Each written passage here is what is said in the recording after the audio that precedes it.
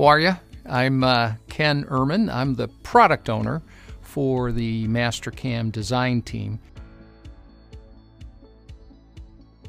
We spend a lot of time just listening to the users, spend a lot of time on the forum, seeing what people need, what they're asking for, and looking for ways to make those suggestions and turn them into opportunities to increase our capabilities. As a team, we understand that the end result of this is not just a pretty model that we can show on the screen and shade and flip around. The end result is something, a part that you're going to hold in your hand, that you can manufacture.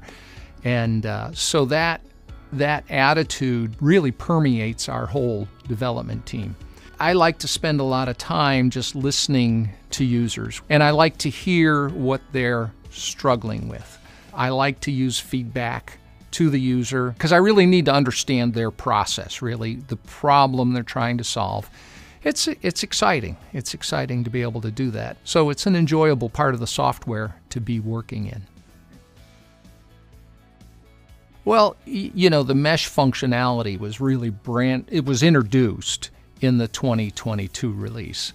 And we were pretty excited about it because we introduced a suite of tools that allow users to not only just import a mesh so you could cut it, but actually interact with it and fix it, right? Because most often, many times, your mesh is a scanned mess. And you need to take that scanned mess and turn it into something you can cut. One thing we realize is so many of the imported meshes have problems. And in the first release, you know, we were able to identify those problems and let the user go in and manually fix them. Well, we're frequently talking about 5 million triangles. So forcing the user to get in there to find those dozen or so triangles that are flipped or folded or slivers or just all kinds of things that can go wrong with them, we realize that that's not the ideal. So for the 2023 release, we were actually developed tools to be able to not only identify the problem areas, but to go ahead and fix them so the user can happily move on their way to doing the big work that needs to be done. We added the ability to fix those problem areas in a mesh. Well, oftentimes the solution is to remove those facets, which leaves a hole. Well, to identify where those spots are can be difficult. So by adding outlines over those areas when you're using the fill holes functionality, it's very obvious to the user where the holes are, and then the user can go in and select the ones that they want to fill, ignoring the others that they want to leave open. So again, saves you a lot of hunting and looking. It's very obvious, and so you select those highlighted edges. They show up in your list so you know what you have, and it makes the whole process go much quicker. One of the uses of a mesh is you may not be cutting the actual mesh. You want to use that mesh, though, as your stock model. And so you have your solid part or your surface model. You convert it to a mesh, but you want to offset it just a little bit, right, for your stock model. So by being able to add that functionality, we saved a lot of time that you don't have to go change the original physical model first. You can leave the physical model intact, the surfaces, the solids, whatever it is, create that mesh and then puff it up a little bit. So that's a pretty valuable thing to be able to do. When we think about lofting surfaces, you know, the users imported a file from somewhere, a mesh, a surface, but a surface model that may be problematic, right? Because we get some pretty nasty surface models in.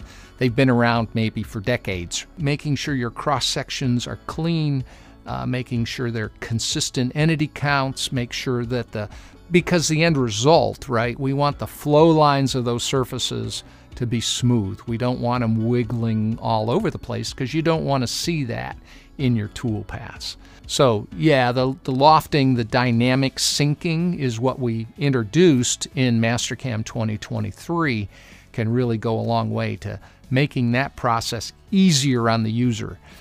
They don't have to do as much preparation work to get those cross sections ready. A few years ago, we introduced the solid hole function, right, where you can go to a table and grab a template and insert your 1/4-20 holes, sized the way you want them, wherever you want them on the model, and carrying that information, whether it's got chamfers on it, whether you've got counterbore holes or countersinks, and it's all controlled and it's all edited in a table in the function. But then really the next important step is to recognize hole information brought in to Mastercam via STEP or SolidWorks or Parasolid file or an SAT file, wherever it came from, to be able to analyze that model and create hole operations in an automated fashion. So now you take this brick with no intelligence in it and create solid hole operations. And with those operations, now you can edit those, right? So I can take a hole that is a 1/4 inch diameter and I can make it a 201 diameter, because then I know I'm going to drill and tap that. So I have a lot of control over prepping that model to manufacture. I've been in the industry 37 years, and I started out doing tech support for a CAD company. I've always been in close contact with customers, and so hearing what they want and solving their problem has always been a reward for me. And I think everybody on the team feels the same way. So as we roll out the software and people begin to use it and feedback from the field comes, and sometimes the feedback is an indirect compliment in that, oh, hey, we've been using this function and boy, we could really use this or this added to it.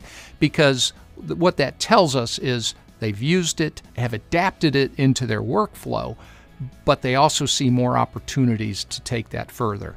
I think one example that we're working on for the next release, Mastercam 2024, came in through an innocent kind of offhand comment on the forum asking for some functionality in a feature that's been around for a while. And we did some investigation. I interacted with the couple of users who chimed in that conversation, that thread, and we were able to kind of turn around and produce something for them. Of course, you're not going to see it until next year, but I think it's exactly what they want.